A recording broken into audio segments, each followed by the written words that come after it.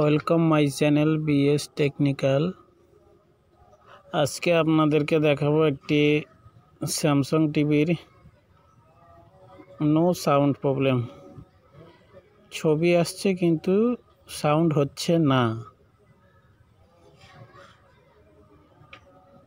তো যারা নতুন টেকনিশিয়ান তাদের জন্য ভিডিওটি খুবই সুন্দর ভিডিও, কারণ আপনারা যারা জানেন আবার যারা জানেন না, সাউন্ড আইসিতে কিছু ভোল্ট থাকে এবং সেই সাউন্ড আইসি সংযুক্ত একটা ট্রানজিস্টর থাকে। তো কোনো সময় সাউন্ড আইসি খারাপ হয়, কোনো সময় ট্রানজিস্টর খারাপ হয়, এমনকি কোনো সময় ভোল্টেজ বি মিসিং হয়। তো আপনারা দেখে নিন, আমি সাউন্ড আইসি ভোল্টেজগুলো মেপে নিচ্ছি। তো প্রায় তো সবই ভোল্টেজ ঠিকই আছে, কিন্তু আপনারা দেখতে পারবেন একটি ভোল্টেজ যে 5 ভোল্ট মিসিং হচ্ছে, ভোল্টেজটি আইসি পর্যন্ত পৌঁছাচ্ছে না। তো সেই 5 ভোল্টটা একটি ট্রানজিস্টরের দ্বারাই আসে। তো হয়তো ট্রানজিস্টর শর্ট হতে পারে কিংবা আইসি খারাপ হতে পারে। তো আমরা তো এখনও কিছু বলতে পারছি না চেকিং করা অবধি। তো আমরা সরাসরি ট্রানজিস্টর খুলে নিই। খোলার পরে আমরা আবার ভোল্টেজ মেপে দেখব।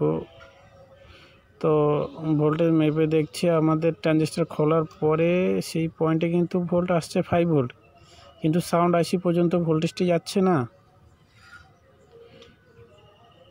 কেন যাচ্ছে না সে তো আমাদের যাওয়ার কোনো আবশ্যক নেই, কেননা আমরা একটা নতুন ট্রিকে সাউন্ড প্রবলেমটা সলভ করব।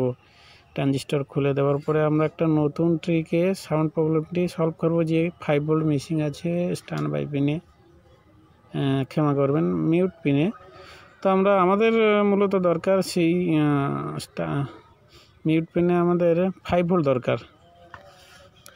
তা আপনারা সবসময় আইডিয়া রাখবেন, ওই পিনটা আমরা যদি 5 ভোল্ট আমার দরকার, আমার সাউন্ড আইসির একটি পিনে মিউট পিনে স্ট্যান্ড বাই পিনে 5 ভোল্ট আসে, সেই 5 ভোল্ট থেকে মিউট পিনে জম্পর করে দেবো। কিন্তু মনে রাখবেন, ধ্যান দেবেন, জম্পর হবে কিন্তু যে 5 ভোল্ট ট্রানজিস্টর যে ট্র্যাক আছে, সেই ট্র্যাকের সাথে কোনো প্রকার কানেকশন না থাকে, সংযুক্ত না থাকে, তবেই কিন্তু প্রবলেমটি সলভ হবে, সাউন্ড প্রবলেম।